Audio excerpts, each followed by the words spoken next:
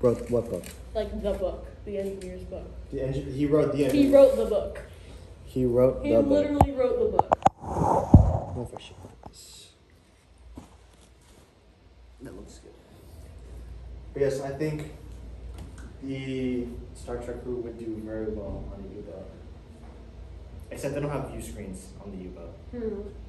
It'd also be kind of tight and cramped. Can you imagine Bones and Spock together in a U-boat? Well, I'll tell you one thing. The 450-member crew of the Enterprise definitely cannot fit. Even worse, the Enterprise D, over 1,000 people. Yeah. Shock. That's not going to work for a boat that's 10 meters tall, 70 meters long, and 6 meters across. Which is still pretty big, but yeah, not for a it would 1,000. like literally just be like the bridge crew. That would be more than that. Okay.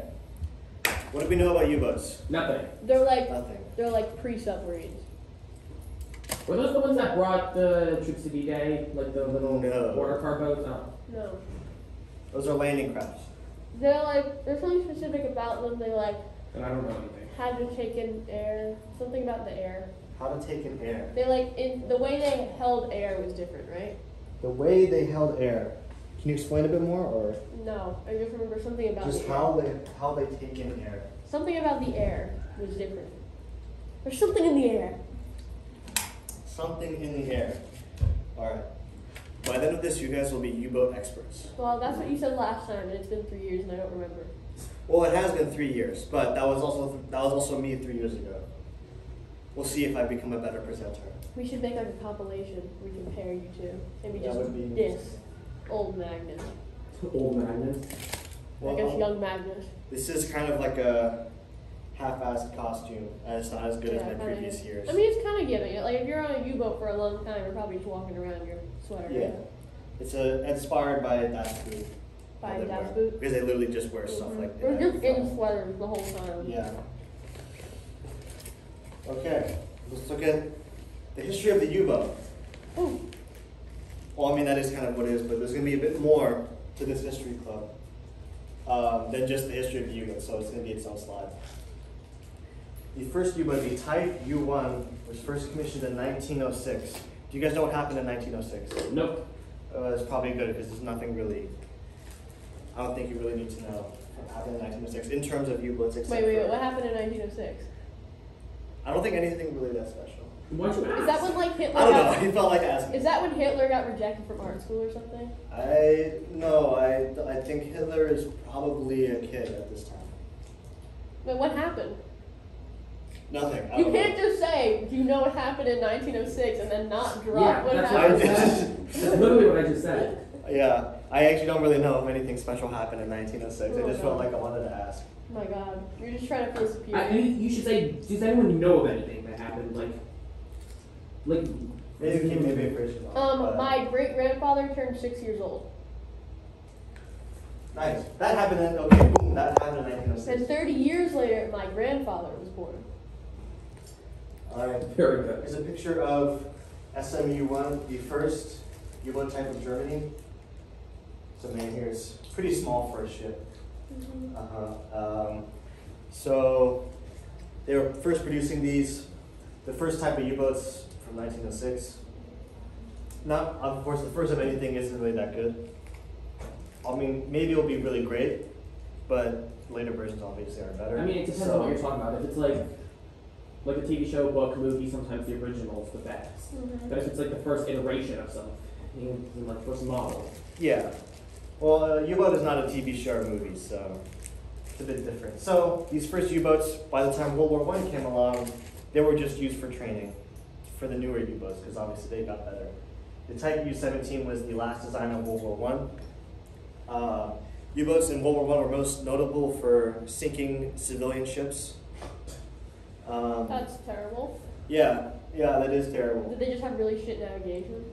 No, I don't know. I mean, probably, but that's just kind of what they did. But we're not going to talk about U-boats of I World thought you War said I. it was 6 meters wide. Yeah, six meters. It's 6 meters wide. No, like wide. Long. Oh, I thought you meant wide. Yeah, You said wide wide. is different from long. This is long. Yeah, you said Yes. wide. Yeah, 6 meters wide is. Yeah, that's not 6 meters, my guy. No, this. Well, this is how long the ship is. No, we're talking about wide, man. Yeah, wide. Look, no, if you go from like the widest part, that's 6 meters. There's no way that's 6 meters. That's 6 meters. That's not 6 meters. That's. Well, there is like a whole under part that you don't see. That's 18 feet. Yeah, well, under part though, that's height, not width. No, there's a whole like it comes out. Oh, it goes out under Oh, okay. there? Okay. That's That what makes more sense. You should have specified. Yeah. the total width is. Yeah. Okay. She's gonna be mean you wrapping up there. Yep, that's usually what happens. I like it. It's like a Socratic approach. Yeah, you really have to know your stuff. Yeah. Else I'm just gonna attack you relentlessly. I enjoy it, especially for something I know a lot of. I should do it more, is what you're saying. So, U-boat, specifically, we're going to talk about U-boats in World War II. Mm-hmm. That is they came up most. They still exist, but barely. There's like, I think only 6. Like that actually exists anymore from that time? No, that are still in service. Oh, wow. That, like Germany remade the U-boats. There's only 6 now. But yeah, so U-boats, main purpose, it's a raiding ship. It's not really meant for like fighting other ships.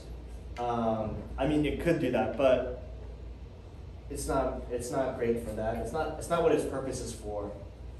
Then how come in Das Boot they're literally fighting another ship?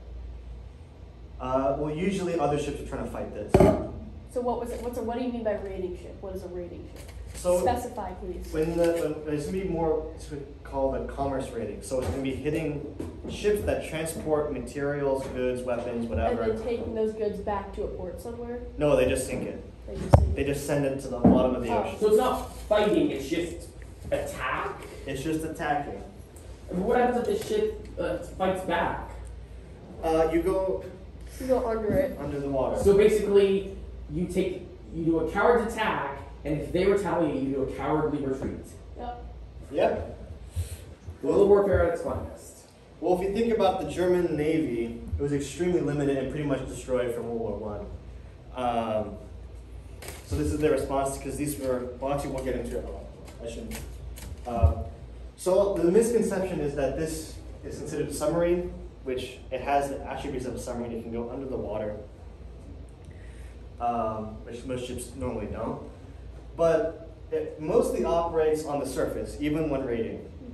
It only goes under the water usually, either to be more hidden or to try to evade attacks. Okay, so the difference is that submarines stay underwater most of the time, and U-boats stay above water most of the Yeah. time. If you look at like modern submarines, they stay under the water 100% of the time. Mhm.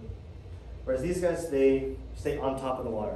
Well, and most other submarines at the time also did that, but they're more designed. Wait, there were submarines at the same time as this? Yeah, like British, American, Russian. They're kind of similar designs. Then what was the point of this if there were submarines? This is more to like jump into action. with This you. is specifically geared for commerce raiding. Submarines are more geared for just being part of the attack but under the water. Mhm. So this is more to like take out their supplies in troop transports and stuff? Yeah. It wasn't important that they were underwater all the time. Also, it can be dangerous because this is the most common U-boat from World War II, the Type 7, specifically the Type 7C, could be underwater for 14 hours before they run out of air, or they run out of electricity to run the boat. Whereas the contemporary, Wait, electricity? yeah, well, yeah. Well, then if they go up, how do they get more electricity? Well, it's like a hybrid car, or it's like actually any car. When you're not revving and you're just rolling, the rolling of the wheels charges the battery. So they have a bunch of battery cells on this U-boat. So as the So to diesel stay engines, underwater, they need to use the battery. If they're above water, they don't need to use the battery, and they thus can charge the battery. yes. Okay, got it. So the Well, contemporary can they still American. technically charge it underwater, just they're kind of charging and expelling it at the same time? Well, you can't use a combustion engine underwater because it needs to be an exhaust. And if the exhaust is open, it's just going to flood with water, and then you ruin the engine. So the exhaust is needed to charge it. Okay. Yeah, we'll get into it more. But the contemporary U.S. submarine of the time could stay underwater for 48 hours, so significantly longer than a U-boat. I'm gonna be completely honest with you. I'd get more claustrophobic in a submarine than in the International Space Station. Yeah, probably because you can. Because it feels like something's pressing in versus we're pressing out, you know? Plus, on the International Space Station, you can have fun and float around. Yeah. All right. Here's some general information. The most common type is the Type 7C, the workhorse. In the entire course of World War II, there were about 1,100 U-boats commissioned. How long did it take to make them? I don't know, probably like a couple months. Damn. So you can really make this pretty quickly. Yeah. Because they made 1,000 of these in the course of the war. But about 600 of them were these, so just over half. Damn. Were these the biggest as well? No, they're big ones, but this one was also just the one that did most of the rating. 14 and a half torpedoes? So it could store 14 torpedoes, and it has 5 torpedo tubes, Okay. 4 in the front, 1 in the back. So that's kind of its ammo capacity. It has an 8.8 centimeter deck gun, which is here, or a cannon, Mm-hmm. which actually they never really used that. It wasn't really useful in what they were doing. It's for redundancy, contingency. Yeah. So actually, most U-boats would uninstall them at their home ports, so that they'd have less weight to carry, and also be more aquadynamic while underwater. And then they also When had. did they first start doing guns that could kind of pop in and out, but Pop in and out. deck guns that can kind of go under the thing and under into a hatch inside and then be brought back up for combat. That's a good question. I mean that could be. I don't think that could really be possible. Or not. That could probably be possible, but I don't think that's at all practical because that's a lot of space. And also all water. Yeah. Then you gotta shoot the water back out. And submarines now, they have no need for that. They also have a 2 centimeter anti-air gun, which is just a big machine gun that's behind here. They also never use that because it's really dangerous to fight an airplane with a machine gun while the airplane's bombing you. So You hear me out. You hit the bombs before they hit you, so they blow up in the that air. is really hard to do. Yeah, especially with the machine gun. So these things have 2 engines, a diesel engine and electric engine. Mm-hmm. They use the diesel engine on the surface when it's better than the electric engines, especially for 1930s, 1940s technology, before any EV was ever made. Obviously they had some electrical. They're gonna go to their Tesla supercharger Yeah. and plug in the U-boat. Yes. So they would travel on the surface with the diesel engine. When they went underwater, as I explained before, they need an exhaust pipe. If the exhaust pipe is underwater, it's going to flood with water. Mm-hmm. So they use the electric engines, which don't need, exhaust. They had a crew of about 50 sailors, so 50 people had to fit in here. Grand. That's to take that into comparison, how many people would have to be in this room to make it feel like the crowdedness level of that? I don't know. That's an interesting question. That's probably you could probably take the square feet of this room.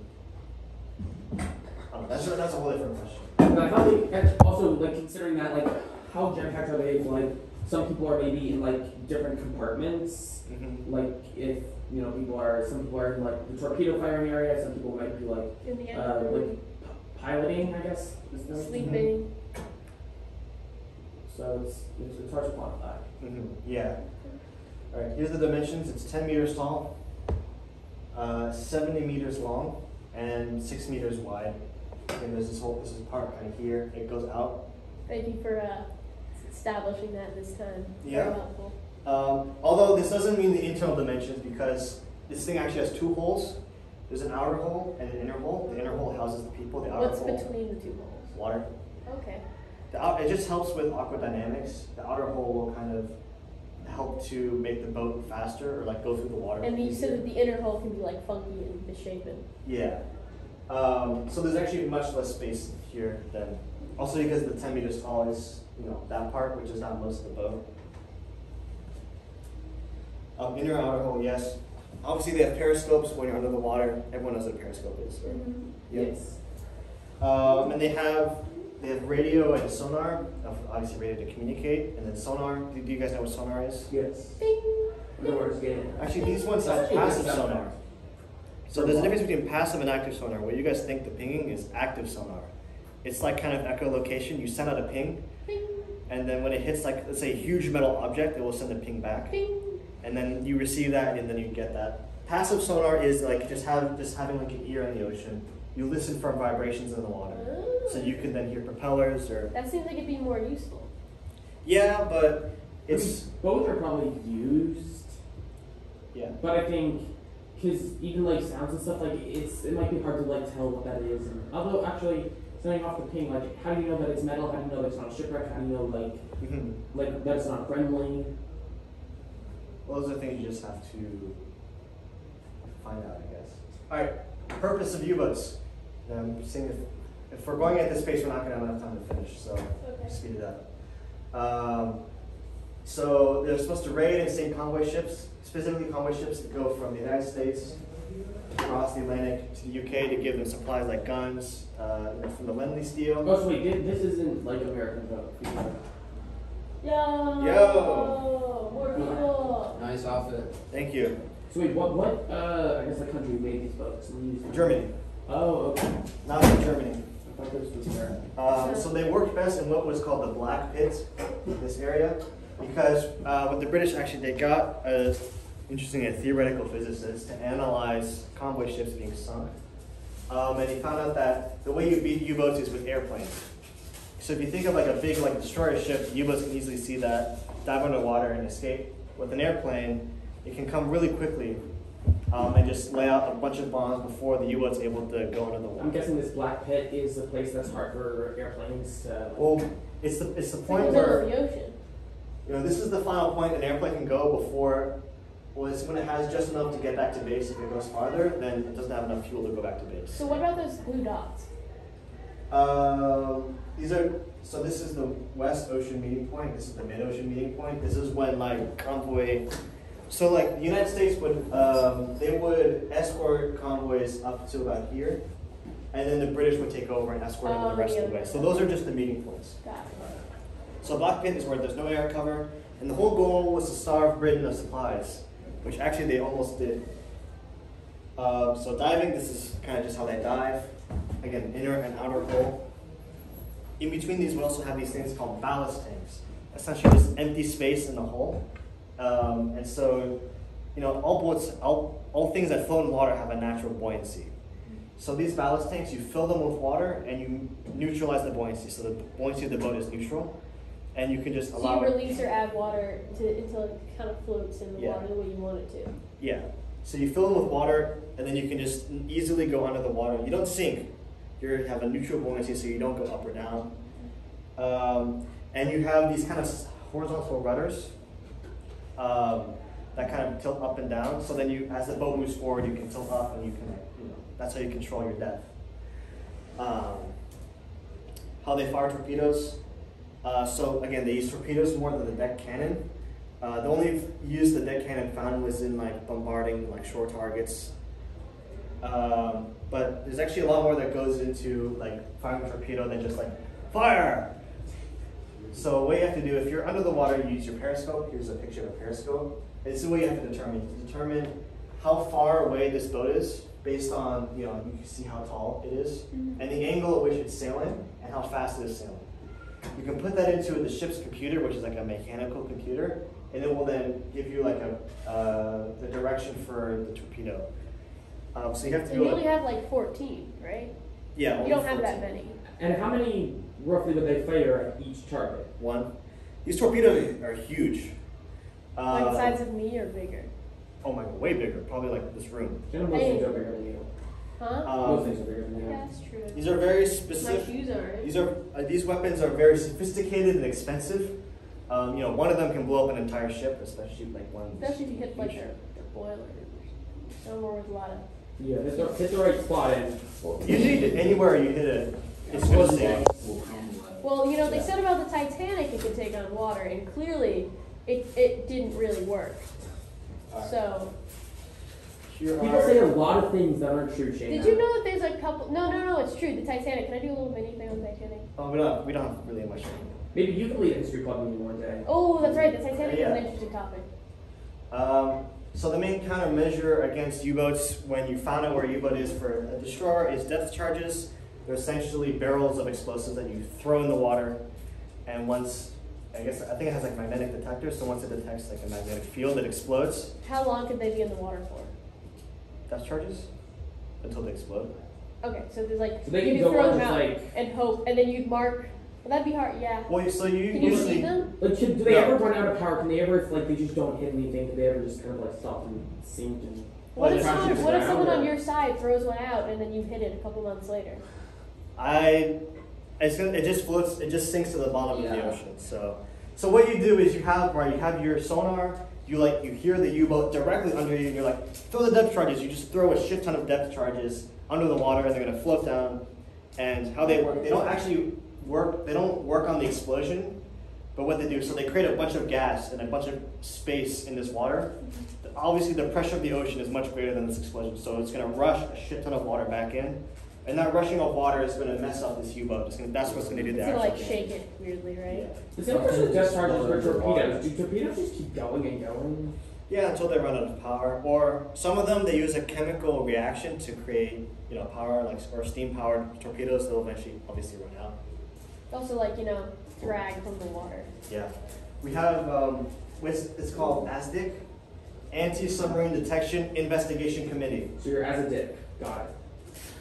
So It's a dick move, bro. it's not one thing. It's not actually a committee. The British had some kind of fascination with adding investigation committee to the end of technology that they invented.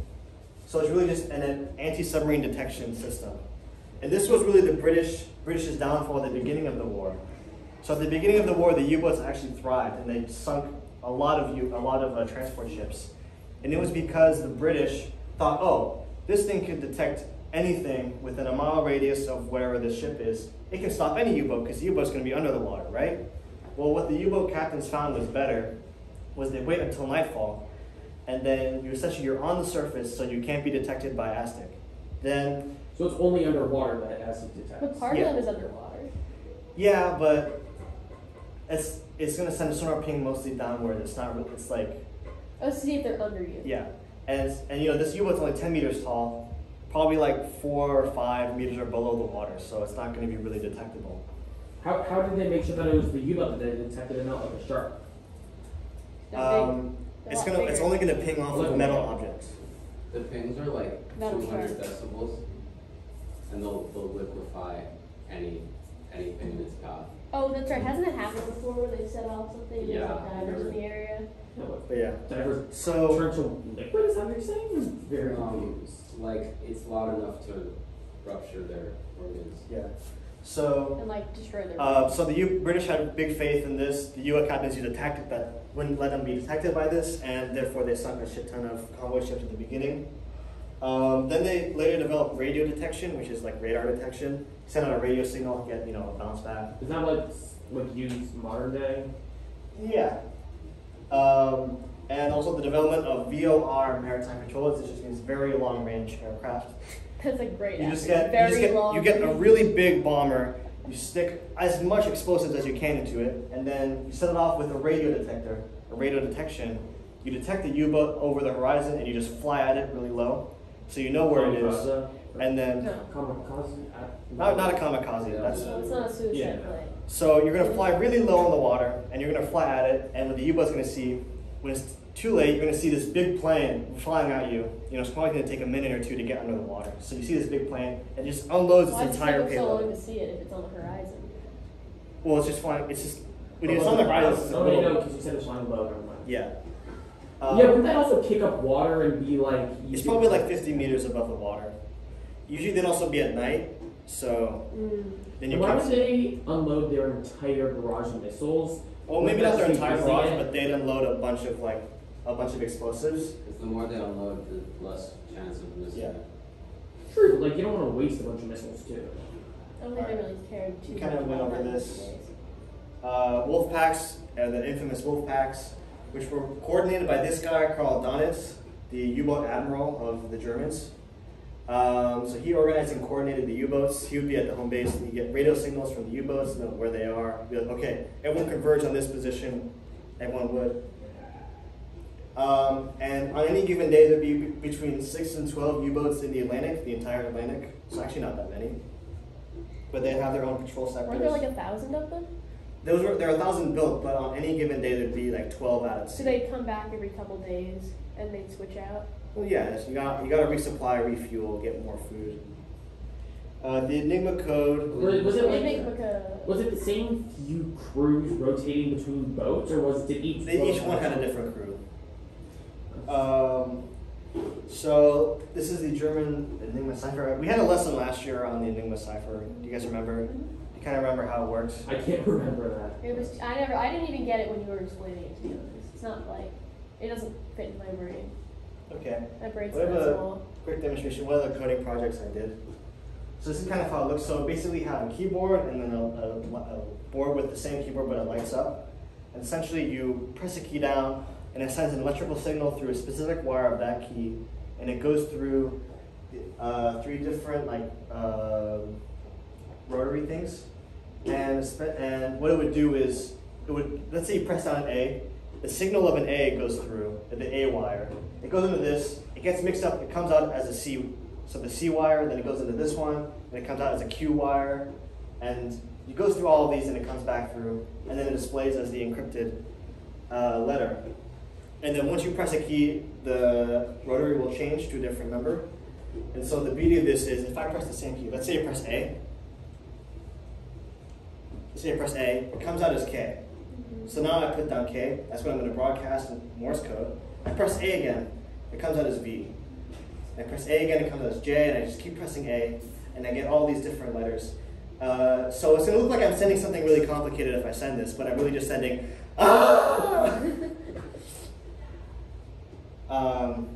that's kind of a breakdown of how it works in a little demonstration. This is what one looked like. And did these things out to other machines? No, you would just write it out by hand and then put it in this machine. It could also decrypt fax messages. machine. Also, wait, how did they crack it then if it changed every day, right? So basically, they just have to crack it every single day. And they had to make a computer that could do it quickly. Yeah. But then the people who are using this, I feel like they have trouble keeping up with what it is. They send out a booklet every month. They didn't have to figure it out. They send out a booklet every month, and they'll But be the like. people that are retrieving it. No, they would also. He said they had a booklet, like a code. So you send out a booklet every month. They'll be like, okay, these are the dates. But if that gets codes. intercepted, then the enemy knows. Well, then they got to make sure that it doesn't get intercepted. Yeah, which they never let really get intercepted. So, I guess I didn't finish this. But Operation Drumbeat, this is the shocker, for me at least. So when the U.S. entered the war after Pearl Harbor, Germany and Italy declared war, and the U-boats essentially set their force on the U.S. East Coast. Damn. And they sunk ships as soon as they left port for 9 months. This is a ship, it just left a port in South Carolina, it got sunk. Damn.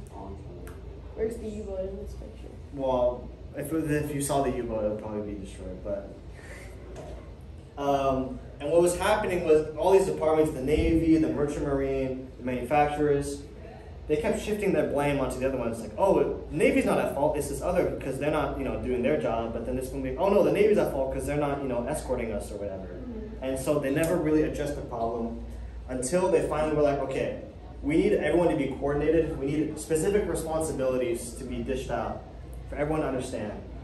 Once they understood that and they enforced that, they were able to beat Operation Drumbeat, which was what the Germans called it. They'd be like, okay, I see one over there, so go this way, type of thing. More like, okay, we have this schedule, we're going to leave port at this time, so let's have an escort at this time. And if there's enough ships, they won't attack, because then they're more likely to get destroyed. Were people not It took worried? them 9 months to figure out that maybe they should have babysitters. Yeah, essentially. Jesus Christ. Were people not if they were just sinking civilian ships? Well, okay, here's the Why did thing. the government not do They anything? had supply ships. So these are supply ships trading with the country at war. They're supporting the country at war, so therefore they're kind of like combatants. Although technically the Germans had violated the Geneva Convention, but they were Nazi Germans. Even so, why wouldn't why wouldn't the military just do anything to stop the threat? Well, they're trying to destroy the U-boats all the time. They were. Yeah. Yeah, At that time they weren't, but they're not gonna let them sink anything. yeah, they're trying obviously. If they're hurting the economy, then like, Yeah. they gotta go. All right, post World War II, we're almost out of time. So after the German Navy and the Japanese Navy were utterly destroyed, there's like nothing left almost. American, British, and Soviet submarines were the last major fleets of the world. And they continued development until about the 60s when they got nuclear submarines. These were the first submarines that can be true submarines that can stay under the water the entire time that they operated, rather than having to resurface and resupply. And so they completely overshadowed conventional submarines and conventional submarines Don't with they have diesel. to resurface eventually to like get supplies inside of them? Oh yeah, for like food, but you know, And these things are look how huge this is. Like oh, those are people. those are people. Oh. And So these are way bigger. They could they could store food and like the everything ones they you're need. showing us before were like the length of where the people are. Yeah, those were U-boats. Those are tiny compared to these. Where are the nukes? Inside. Awesome. All right. Voting topics. That's all I have. I don't have any voting topics. Unless you guys have The suggestions. Titanic. Titanic. Are you gonna lead that? I could lead it. You want me to? Sure. Or I came to this because I wanted to see if like this was fun and it's something I want to come back to, and I believe I am. Awesome. So you did a good job, anyways. Thank you. So wait, am I doing the Titanic next week? Well, let's see what we got. So we have Titanic. Anyone else have any ideas? Nuclear bombs. Nuclear bombs. Yeah. We just walk. What about Let's have only 3. So guerrilla warfare? guerrilla warfare. Okay, That's a that's good actually one. very interesting. Guerellie. G-U-R-E. I think I'm not positive. Actually. I like to say the after the U. We get the point. I Yeah, think it is. Whatever. I'm not a English teacher. Oh, I should probably know how to spell. Okay. So we have Titanic, nuclear bombs, and guerrilla warfare. Learning about nuclear bombs is so last summer. Yeah. All right. It's more relevant than ever. So, how many votes for the Titanic? 1. Yeah. Okay. I mean, I want to How many votes for nuclear bombs? 1. How many votes for guerrilla warfare? Okay, we got 2. Okay. We didn't. Okay, we need a runner-up. So everyone has to vote. Who wants to vote for Titanic as the possible runner-up for next week? Wait, what do you mean by that? Like, 2. Like it will be another votable topic. It'll be back next week. oh yeah, I want to Okay, see that. 1, 2. Always. So I want to do guerrilla warfare next week, but then I want to do Titanic after. And okay, we'll do Titanic. All right. It'll be So on next the- week it will be guerrilla warfare, and Titanic will be on the voting page. Woo! So, all right. Thank you guys for coming. We should probably get out of here. Thank you, Matt. Thank you, Magnet.